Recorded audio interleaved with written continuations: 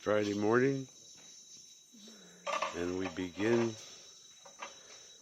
the process of bending steel, cutting steel to make the most incredibly solid footings you've ever seen in your life. And now we also have the ladies come back to work, because we got work for everybody now, and that makes me feel very good.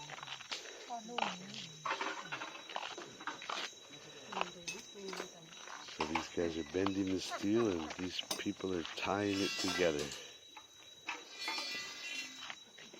Steel doesn't do anything if it's not tied.